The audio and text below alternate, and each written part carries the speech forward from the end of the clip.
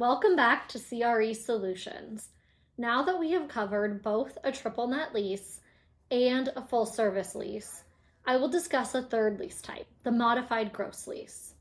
A modified gross lease is truly a hybrid between a triple net lease and a full service lease, and the structures of a modified gross lease can vary widely from situation to situation. In this type of lease, the landlord and tenant are sharing in the expenses in some way.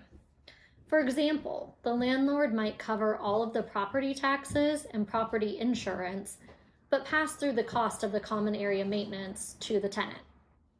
The reason these vary greatly from property to property is oftentimes something to do with the way that the property is built or structured.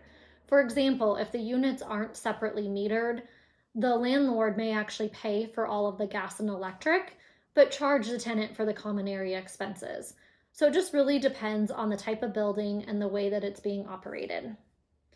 It's always important to ask the listing agent or the landlord what expenses are covered by the landlord and what expenses are covered by the tenant, and how those are all divided up.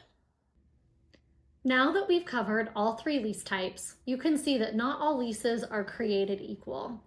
And they can vary widely from lease type to lease type.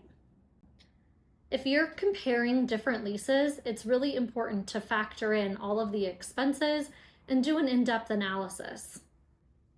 Comparing two leases can be like comparing apples to oranges, so it's important to work with a professional that can help level the playing field so that you are comparing apples to apples and have a true understanding of your occupancy costs.